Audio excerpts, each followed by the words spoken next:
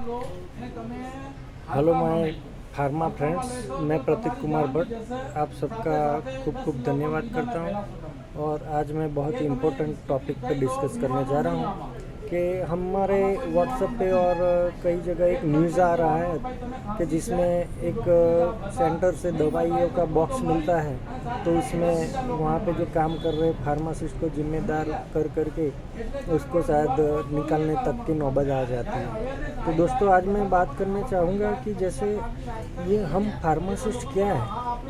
हम लोग आपको, हमारे पेशेंट को हम एक हमारा परिवार समझ के दवाइयाँ देते हैं। हमारे पेशेंटों के हर एक बच्चे को हमारे बच्चे जैसा समझ करके उनको वैक्सीन जितनी हो उतनी मिले, उसका हम प्रयत्नशील रहते हैं हमेशा। और आज हम इतने 10 और 15 साल से कॉन्ट्रैक्ट यानी क्या होता है कि जो पूरा सैलरी जिसको आता है उसकी आधे से भी कम सैलरी हमें मिलती है, तो भी हम इतनी सैलरी में हमारा घर भी चलाते हैं। एक ही आशा के साथ बैठे हैं कि एक दिन आएगा कि सरकार हमें परमानेंट कर देगी।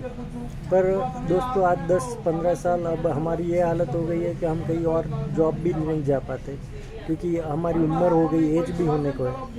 अब हम इतने सालों से काम करते हैं। हमने कोरोना में पूरे 3 साल 365 दिन काम किया बिना किसी, हमारा कोई ऐसा इंश्योरेंस निकाला था ना कुछ, तो भी हमने काम किया।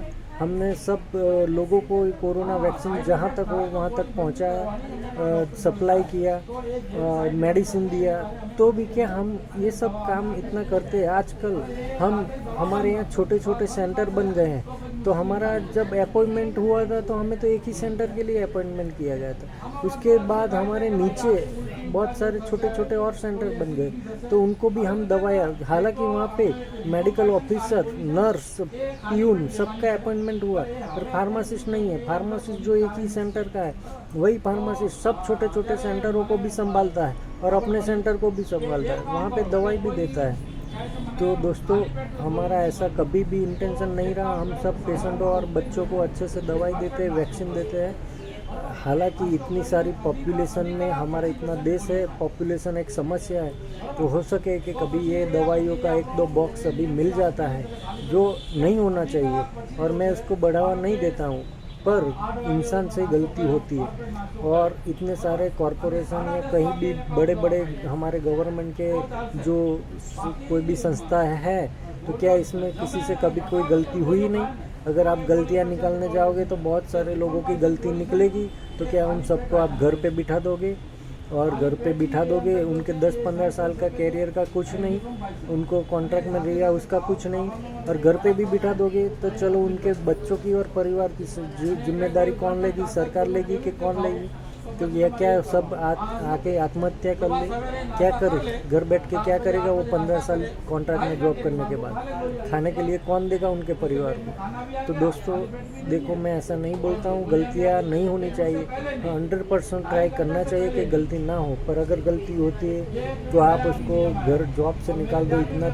इतनी स्ट्रिक्ट उनके कार्यवाही नहीं करनी चाहिए, और उनको भी थोड़ा सपोर्ट दो, उनका भी फैमिली है। और ऐसे न्यूज़ जो थोड़ी सी चिल्लर जैसी न्यूज़ को लेके अपनी पब्लिसिटी कर रहे हैं, हम लोग उनको देखते हैं, तो हमारी गलती भी है दोस्तों कि हम देखते हैं पर कुछ उनके सामने बॉयकॉट नहीं करते, या हमारे जो फार्मासिस्ट फ्रेंड है उनको सपोर्ट नहीं करते। हम भी डरते हैं, हमारे भारत के लोग बेचारे डर डर के जी रहे। क्यों? क्योंकि उनको ऐसा है कि अगर वो फार्मासिस्ट को निकाला है तो कल को अगर हम उसको सपोर्ट करेंगे या ये न्यूज़ के लिए बोलेंगे तो हमें भी निकाल सकते हैं, और हम डरते हैं हमारी फैमिली की वजह से। हम मजबूर नहीं हैं, अगर हमें जगाया जाएगा, हमें प्रेशराइज किया जाएगा, तो हम अपनी बात रखेंगे। तो हमें ये साबित करना है कि हम किसी के लिए बुरे नहीं, पर अगर कोई हमारे साथ बुरा कर रहा है, बिना वजह का कर रहा है, हमें टॉर्चर कर रहा है, तो हम भी, हमारी आवाज़ उठानी पड़ेगी। और जो ऐसी न्यूज़ चैनल है उनका बॉयकॉट करना चाहिए, जो बुरा दिखा करके ये भी नहीं देख रही कि किसी की जॉब जा रही है। और अगर ये हमारी फार्मासिस्टों की रिस्पॉन्सिबिलिटी है, तो दोस्तों ये भी बोलना चाहिए कि हम तो कैडर 3 के लोग हैं, तो क्या इसमें बड़े बड़े ऑफिसरों की कोई रिस्पॉन्सिबिलिटी नहीं? सब हमारी छोटे लोगों पे डाल दी रिस्पॉन्सिबिलिटी, और इतने सारे छोटे छोटे सेंटरों में उनसे दवाइयाँ सप्लाई करवा रहे हो, वैक्सीन सप्लाई करवा रहे हो, जहाँ पे आपने मेडिकल ऑफिसर रखा है, नर्स रखी है, पटावाला रखा है, तो फार्मासिस्ट क्यों नहीं रखा? उनका काम क्यों हमको दे रहे हो? तो ये सब बातें हैं।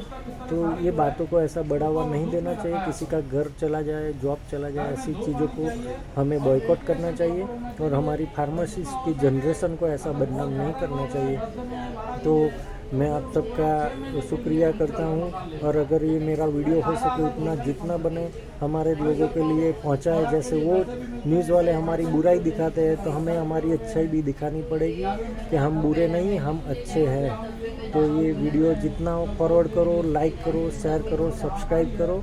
आपका खूब खूब धन्यवाद। और कोई भी कमेंट हो इसके रिलेटेड, आपका भी कोई सजेशन हो तो मुझे मैसेज करो, हम ये आवाज़ बुलंद करेंगे। धन्यवाद।